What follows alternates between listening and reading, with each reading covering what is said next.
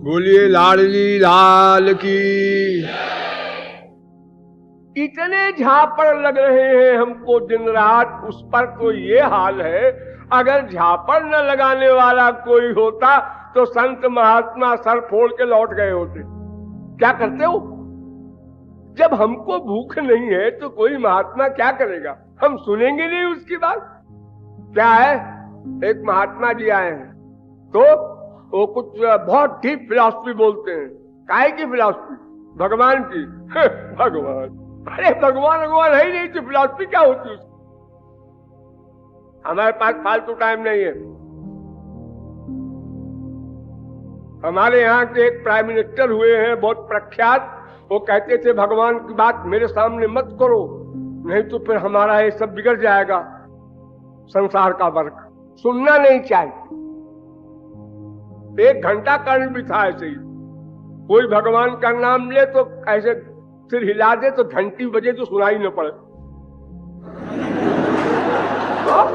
अरे हमको नहीं सुनना है, नहीं मानना है तो क्या करेगा कोई तत्वज्ञ? क्या बताएगा हमको? हम जब सुनेंगे नहीं तो समझेंगे क्या? लेकिन ये माया के जो थपेड़े पड़ते रहते हैं हमारे ऊपर, तो थोड़ा थोड़ा वैराग्य, थोड़ा थोड़ा संसार का ज्ञान होता रहता है। इसलिए थोड़ी थोड़ी भूख भी सबके भीतर रहती है। इसलिए निर्मात्र अधिकारिता कहा शास्त्रों में कि प्रत्येक मनुष्य भक्ति मार्ग का अधिकारी है। प्रत्येक मनुष्य संसार से दुखी है, इसलिए अशांत है, इसलिए कुछ चाहता है ईश्वरीय वस्तु। उसको ईश्वर भले ही न बोले हो। कितने नास्तिक योग करते हैं, नास्तिक लोग। हम भाई ईश्वर को नहीं मानते, फिर मन का वशीकरण करके पीस चाहते हैं, शांति। भोले भाले लोग हैं। अरे तो क्या बात है, गोली खा लो नींद की, शांत हो जाओगे थोड़ी देर के लिए। यही शांति चाहते हो तुम। तो माया कोई शत्रु नहीं है, हितैषिणी है, भगवान की शक्ति है और भगवान के बराबर है। भगवान की कोई भी चीज भगवान से छोटी नहीं होती, बराबर है। हम लोग भी बराबर हैं। एक पर्दा है केवल, वो पर्दा हट जाए बस तस्मै सज्जने भेदा भावात, नारद जी स्वयं कह रहे हैं।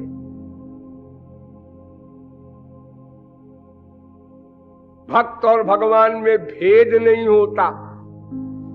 जो भगवान के पास है, सत्ता, सर्वज्ञता, परमानंद, वो सब का सब दे देते हैं जीव को।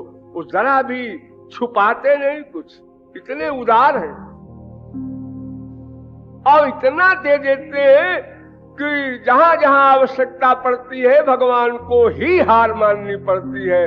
भक्त की कभी हार नहीं हुई आज तक हिस्ट्री में।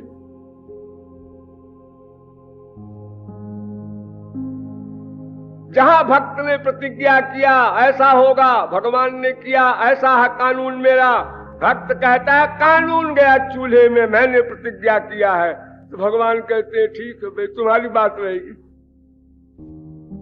हम हारे तुम जीते। तो माया भगवान की शक्ति है, इसलिए भगवान की पावर है, इसलिए भगवान के बराबर है। इसीलिए मामेव ये प्रपद्यन्ते माया में ताम तरन्ति ते।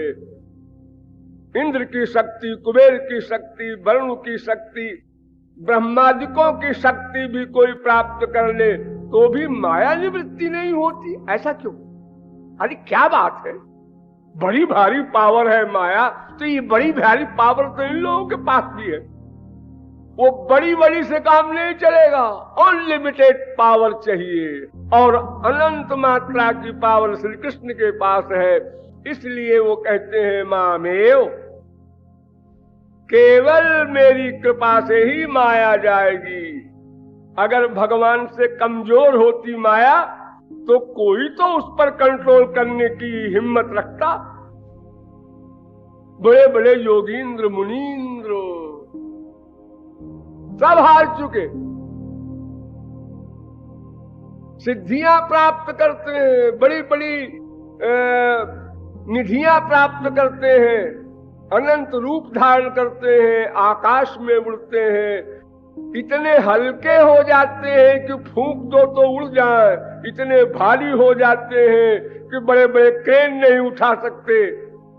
ये सब सिद्धियों से कर लेते हैं, लेकिन माया को नहीं जीत सकता। तपस्विनो दान परा यशस्विनो मनस्विनो मंत्र विदस्तु मंगलाः क्षेमं न विन्दन्ति विना यदर्पणं तस्मै सुभद्रश्रवसे नमो नमः। ज्ञानी हो, कर्मकांडी हो, योगी हो,